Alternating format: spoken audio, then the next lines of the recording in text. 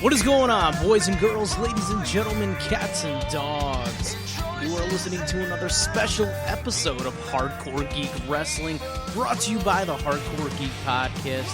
I'm your boy Ryan, aka Mr. Showtime, and I am so excited. It is WrestleMania week. It's Monday, and we're going to be getting in probably the next few hours into the go-home show of Monday Night Raw. We got SmackDown Live tomorrow night, 205 Live. Obviously, we got NXT on Wednesday, so we can lead into the NXT TakeOver that's going to be taking place this Saturday.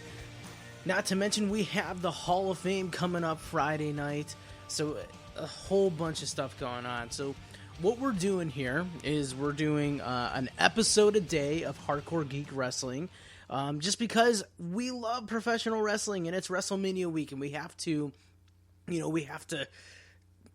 show our love for it. So other than today, we're going to be rotating in random guests.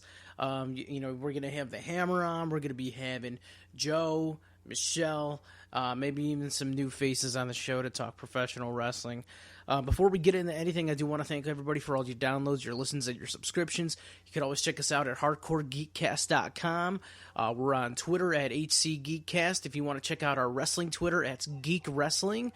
If you hear dogs barking in the background, it's just because there's crazy dogs in the background.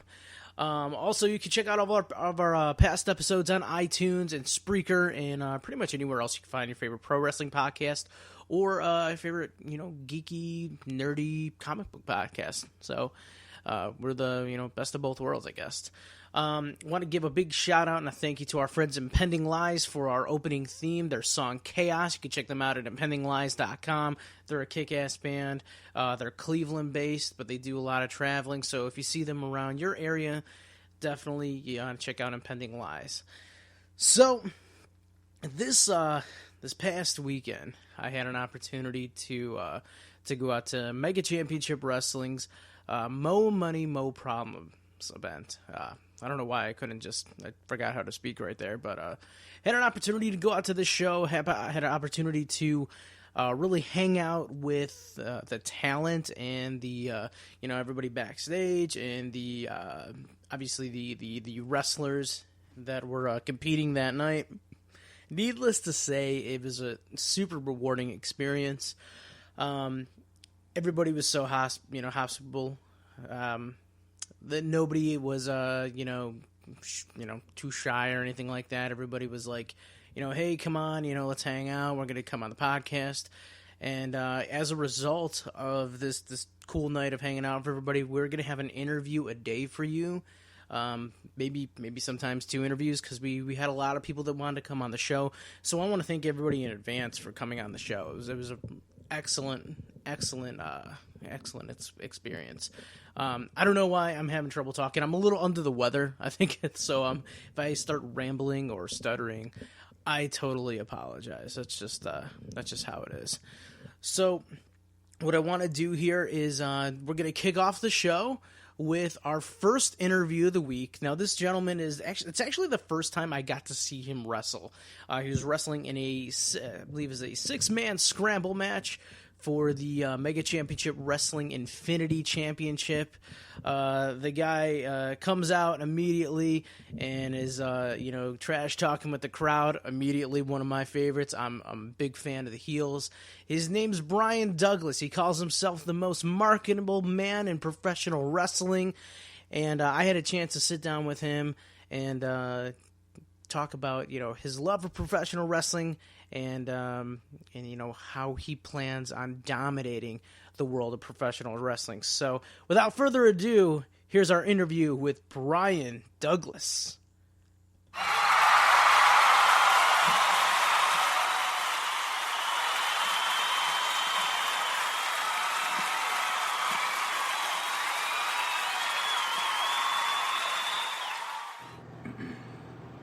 Ladies and gentlemen, boys and girls, cats and dogs, you're listening to another special interview for Hardcore Geek Wrestling.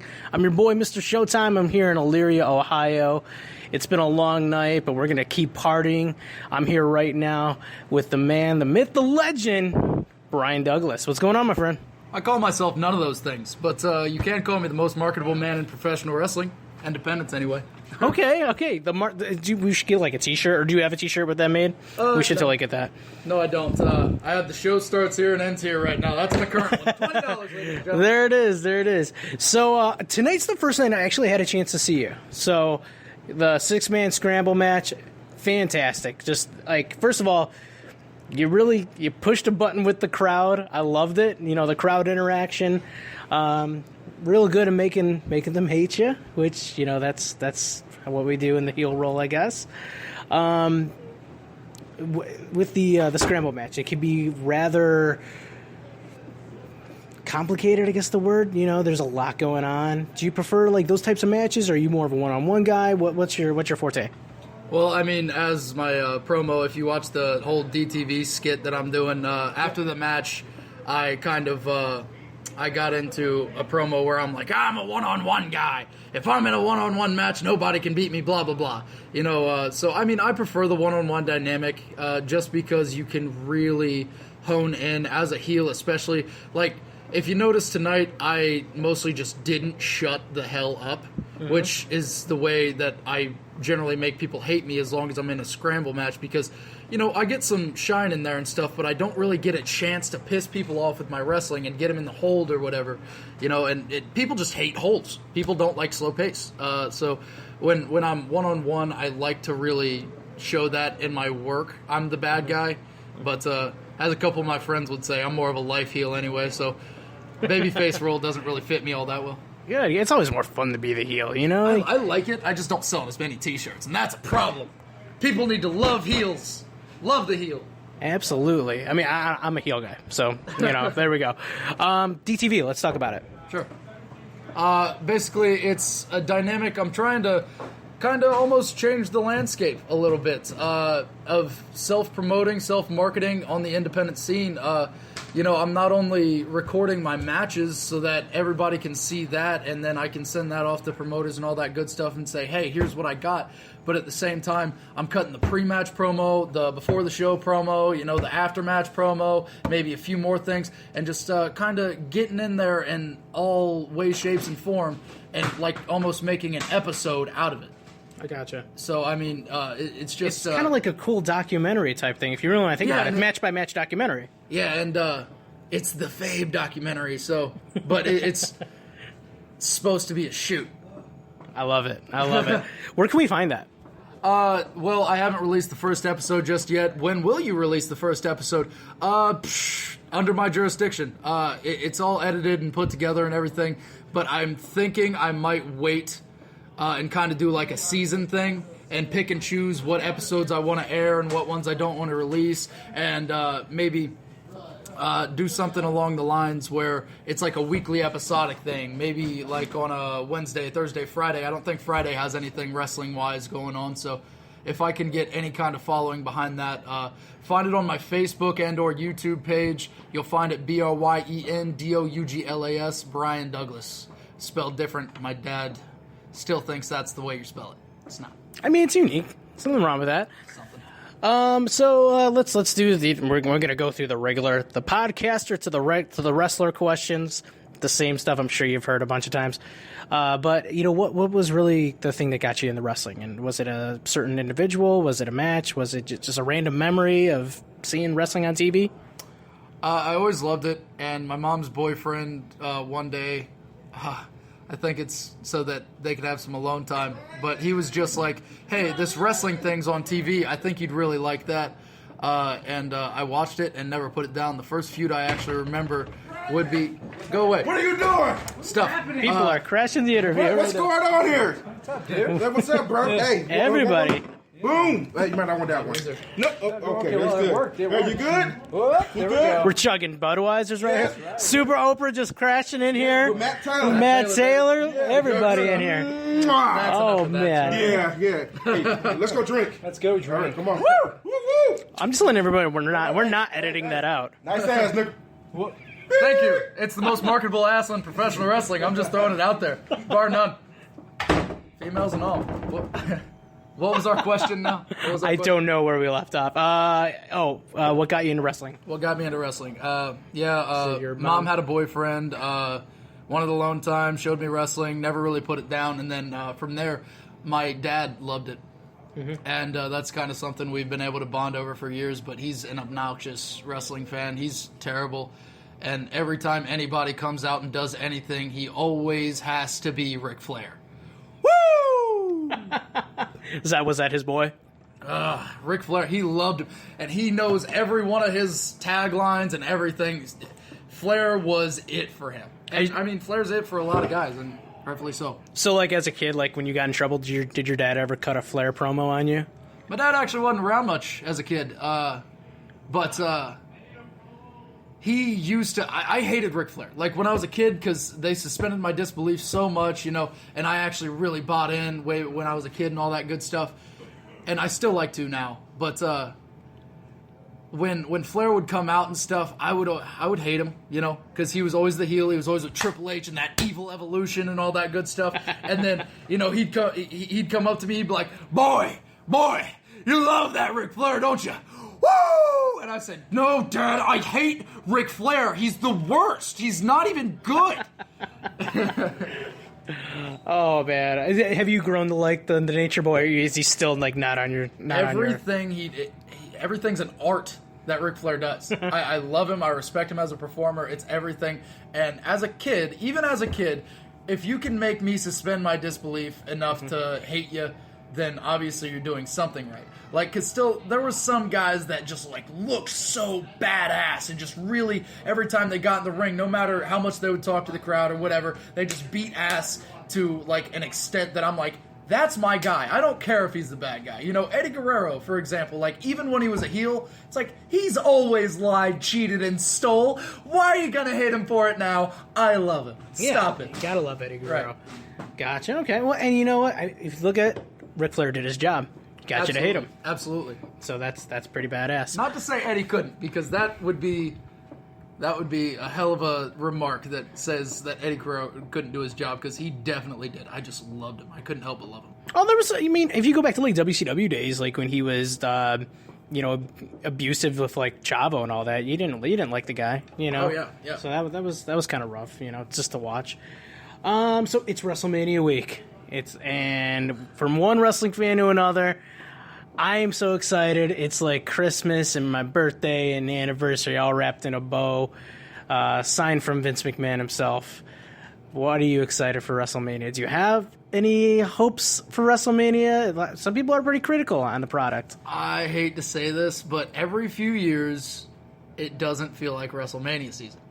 This is one of those years. And I think it might be because they booked it like SummerSlam. It's the ultimate thrill ride. It's a roller coaster, but I saw that several months ago at SummerSlam. It's always on the flyer. It's like a roller coaster or something. You know, you got multiple guys on the flyer.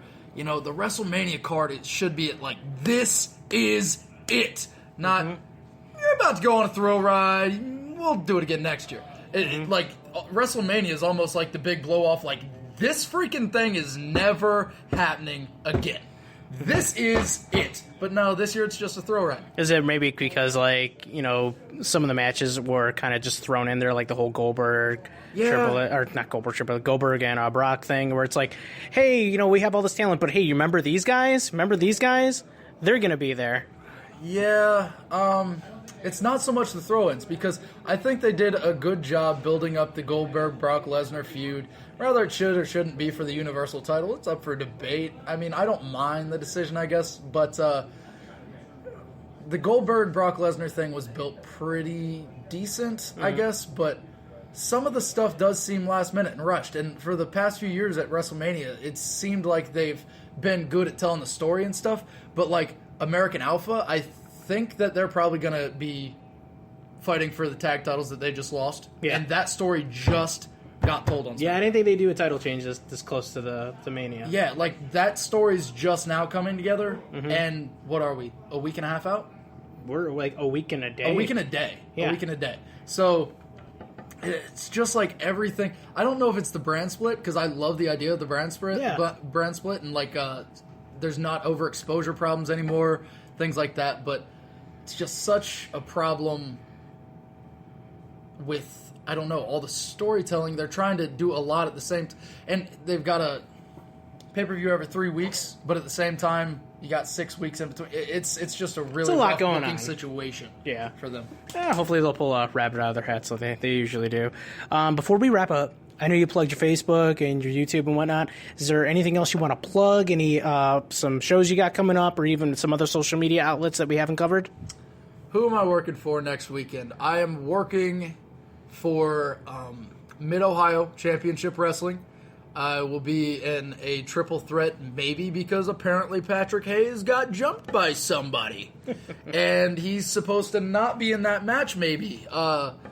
So it might just be me versus Celeste Taylor, who are also definitely one hell of a tag team called History in the Making, baby. Him for short. And then the following week, I will be at ASWA working with a big son of a gun named Asylum. I've seen that, man. Should be fun. Should be fun. Generally, Jimmy draws about 800 people, and I'm pretty excited for it. I love big crowds. Love big crowds. They're just so much easier to work because you get one person invested, the 30 people around them are invested, and then it's just, I love it. Nah, man, just look me up. Hit my like button. I've seen a lot of guys that are making it to TNA that I've known and stuff, so calm it down.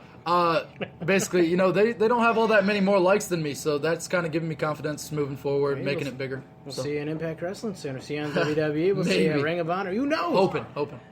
All right, okay. We're getting interrupted here again. We are. Hey, I want to thank you so much for coming on, Bryen. We got to get a cool t-shirt. We got to get that whole most marketable I'm thinking about making my next shirt say "Man up or get put down," but I might have to figure out most marketable T-shirt as well. All right. Regardless, it's gonna have me backwards on the photo. So there you go. All right, guys, you heard it first. Bryen Douglas, thanks for coming on the show, man. Thank you much. Thank you, buddy.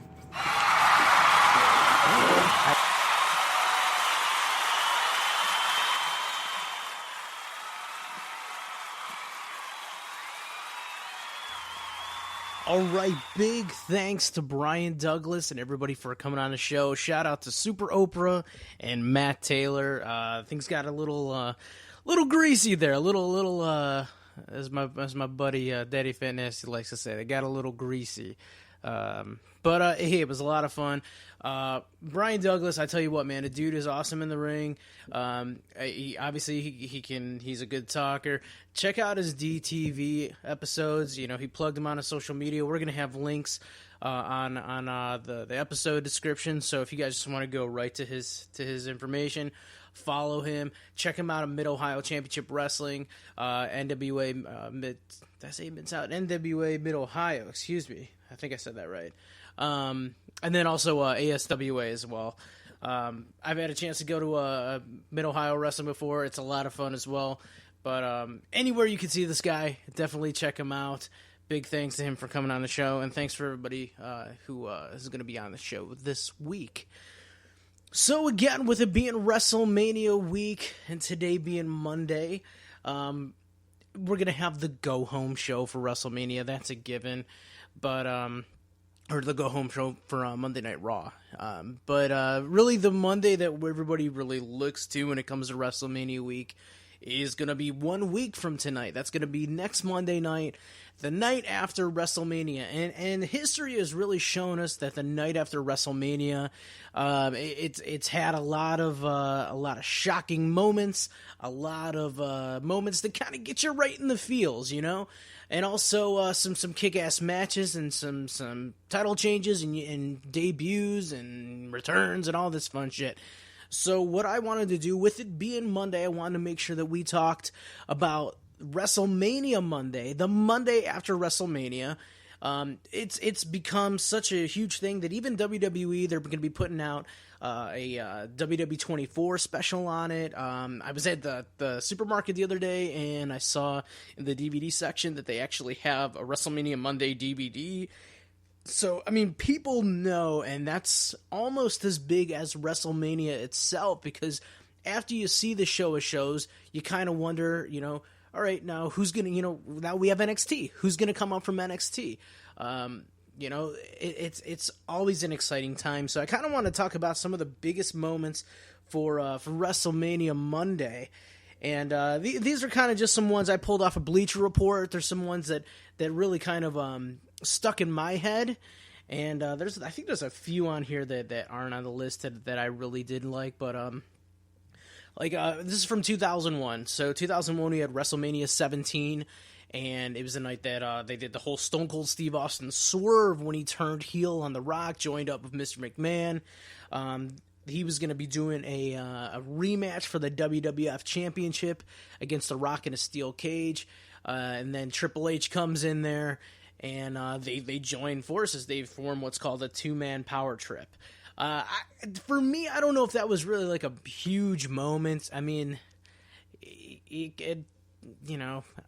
when Austin turned heel, you kind of maybe thought that was going to happen, and eventually it did. So, and another thing too, probably because it wasn't as memorable, at least for me myself, is the two-man power trip really didn't last because of Triple H, injuring his quad in 2001. So, that's definitely, it's on the list, but for me, it's not really on my list. This is another one that really. It wasn't a moment that made me lose my mind. I thought it was kind of history making though. But this is the night after WrestleMania 27, after The Rock cost John Cena the WWE Championship against The Miz. They went ahead and they set up the main event for WrestleMania 28, which was it was the once in a lifetime match, which was really twice in a lifetime, right? And I thought that was, it was kind of cool, that they set up the main event a year in advance. I've never seen that happen before. But, the things that kind of cross your mind, it's like, okay, well, maybe The Rock's not going to be full-time. Maybe it's not going to come back until next year. But you kind of wonder, is Cena going to get hurt? Thankfully he did not. It was a real good match in Miami. And, The Rock did go over. Rock did come back later on that year, win the WWE title from CM Punk. And then we had the twice-in-a-lifetime match. We had John Cena getting his win back. But, it's, again, for me, that really wasn't a huge moment. We knew that they were going to fight eventually. But, I didn't think it would be a year in advance. So I guess that's a little bit of a shocker. This one was kind of a big moment, even though I'm not a huge fan of the guy. I grew up a WCW fan, and that's really because, when I grew up in my house, I kind of had to sneak watching WWF because we were in the Attitude Era, and things were a little bit more risque. We had the girls, and we had the language and the violence and all that shit, so. WCW for some reason was okay in my household, so I grew up, I saw the whole thing with Goldberg. So this is WrestleMania 19, the day after. This is the day after Stone Cold actually had his last match, and I think we just found out that night. The Rock defeated him. He comes out, says, The Rock doesn't have anybody else to face. He's beating everybody. I'm going off to Hollywood. And then we get Goldberg. We get the debut of Goldberg. The only thing that I wish that could have been done a little bit different is that on the night of WrestleMania 19, they ran a quick teaser promo for Goldberg coming to the WWF. I really think that would have been more impactful if they didn't run any kind of promos at all.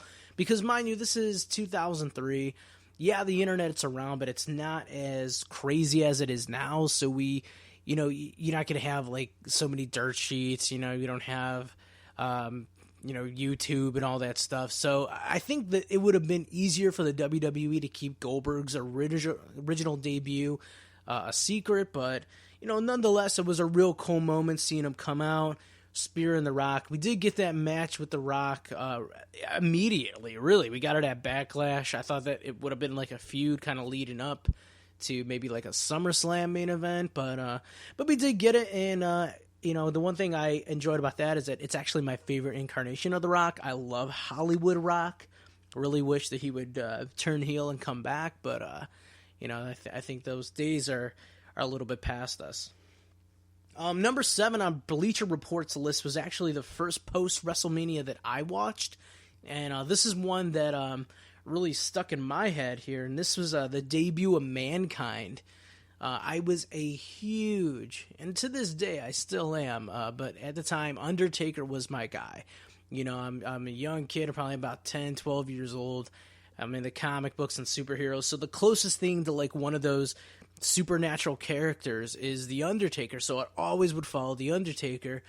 He comes off of the night of beating Diesel at WrestleMania 12, and we saw earlier in the night the debut of Mankind. I think he beat Justin Bradshaw, a.k.a. JBL, and I could be wrong with that. I might be a little wrong. I can't remember who exactly his opponent was, but I remember when I saw that mandible claw, and they would kind of like, the guys would like start foaming at the mouth, and that was really kind of scary, you know? I knew at the time that wrestling was not, it was scripted, right?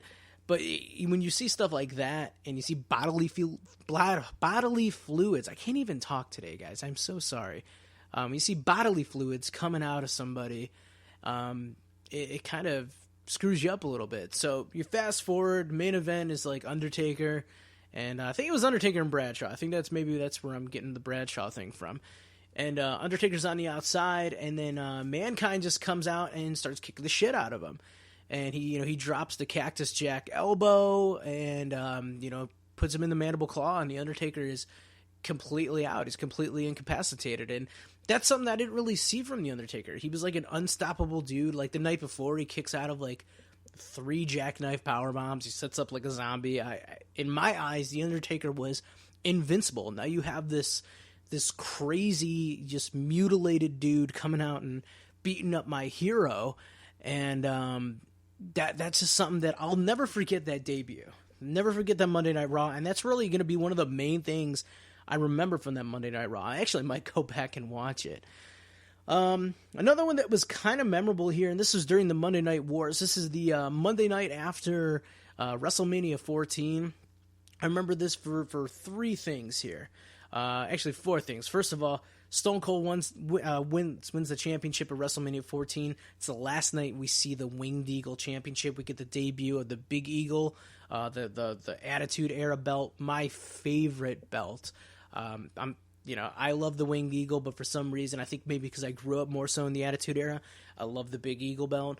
Also, I'm a belt guy myself, so like I remember this one actually had the old WWF block logo. The leather was blue. It was actually a real good looking belt, and it was definitely like the start of a new era. Some other things that triggered the start of a new era was the fact that D-Generation X was coming out without Shawn Michaels. Shawn Michaels was on his way out of the WWF at the time, and Triple H, cuts the promo where Shawn Michaels has dropped the ball and I'm here to pick it up, basically saying I'm the new leader of the X. And then he brings out X-Pac, who, people knew him as the 1-2-3 Kid. People, at that time really knew him as Six, who was in the NWO over at WCW. So, like I said, me being like a WCW guy, that really, that was a trigger right there. And it's like, oh, okay, yeah, this guy's coming back to the WWF. And then he starts cutting a promo on Hulk Hogan and Eric Bischoff and saying that Hall and Nash would be there if they were able to be. So it was really started that, that Attitude Era where, they were really trying to blur the lines between reality and fiction. And it really it was a real cool moment right there. The other thing that I remember from this night was the steel cage match. And this is between Cactus Jack and Chainsaw Charlie, a.k.a. Terry Funk. They won the titles the night before from the New Age Outlaws. And this is kind of like a 2-in-1 thing, because I love it. I think it's one of the last times that we saw the big blue cage. And I really miss that cage, to be honest with you. But not only did we get that, but we saw DX come in there and assist the New Age Outlaws. Obviously, the Outlaws joined DX at that time, and they defeated Cactus Jack and Terry Funk for the tag titles. But one thing that kind of stuck in my head, and this is a little bit disturbing, but there was a point where they were beating up Mick Foley, and they had him almost hung on the cage. Like they had these extra long handcuffs, and they attached each end to a steel bar, and they had the chain going across his neck. It was really disturbing, and that definitely, again, it's one of those things where it, was really ushering that Attitude Era, that more just, anything goes era, if you want to think of it like that. Number 5 on the list was one that was a little eerie in my opinion here. This was the Ultimate Warrior, after he was inducted into the Hall of Fame, making his appearance at WrestleMania, and he did a promo that night, and he came out in the Ultimate Warrior mask, and he was shaking the ropes and doing the whole thing, and that was the whole promo that he cut about, I think the line was, one day, every man's heart beats its final beat, and it's basically talking about, we all have to die one day, and, basically be a good person, and, your legacy will live on. And then we find out the next morning that he passed away, and it's just really eerie, the fact that those were some of his last words, last public words, if not his last public words. And then we find out that he passed away, and it was kind of like, if you know the whole story with the Ultimate Warrior, and he's kind of like had like a hot and cold relationship with the WWF/WWE and Vince McMahon, Triple H, and for him to kind of come full circle and come back and be inducted into the Hall of Fame, he's doing the spots in the video game, and then he had the idea for the Warrior Award. He actually was the one, he said that night. I know it's a little bit different how they do the Warrior Award, but he just seemed like a changed man, judging by all the stories that everybody, told about him in the Self-Destruction of Ultimate Warrior DVD. And it's really sad because, he had that, he turned everything around. He was in, the good graces, and then WWE released, a couple documentaries, and really showed a lot of the behind-the-scenes stuff of him kind of, rebuilding bridges with everybody, and it makes it that much sadder, but, that was definitely a moment that we're going to, at least myself, I'm going to remember, is Ultimate Warrior's final address. That's how they call it. This is one I absolutely love. This is the night after WrestleMania 29. This is Dolph Ziggler cashes in the Money in the Bank, beats Alberto Del Rio for the World Heavyweight title. This is at a time where the World Heavyweight title was really kind of taking a back seat, but Dolph Ziggler was a heel, and people were loving him, and they were cheering him and everything, and, he was carrying around, obviously, a Money in the Bank briefcase for months. He was hot off a feud with John Cena, and I think the night before, I think it was like him and Big E taking on Team Hell No for the tag titles, if I believe. I think I'm right with that. And they came up on a losing end, and, you're kind of thinking, like, all right, well, maybe he's going to cash in the Money in the Bank soon. And sure enough, I think they had a rematch with Del Rio and Jack Swagger for the title on Raw, and when Del Rio wins, and his ankle was hurt because he was being put in the ankle lock, and the pop that Dolph Ziggler got when his music hit, it was deafening. You can still go back and hear it. It's a callback to like a Stone Cold pop, The crowd was going absolutely nuts. Even though Ziggler was the heel, they were cheering for him, and he defeated Del Rio, and it really did suck because his reign was kind of cut short. He got a concussion a few weeks later, had to miss the next pay-per-view. At the following pay-per-view, he did drop it to Del Rio. He did turn face, but unfortunately, that was the end of his world title run there. Number 3 was an emotional one. This is Shawn Michaels' retirement speech after he lost the career versus streak match against The Undertaker at WrestleMania 26. Shawn Michaels is and was my favorite wrestler of all time, and it sucked seeing him have to retire. You kind of seen the writing on the walls, especially with everything leading up to WrestleMania 26. The feud with Shawn Michaels kind of almost like going crazy with trying to get this match with The Undertaker. And the match being phenomenal. I don't think it was as good as the previous year, but the cool thing is that they actually did get the main event. And the match was still, by all means, it was still a 5-star match, in my opinion.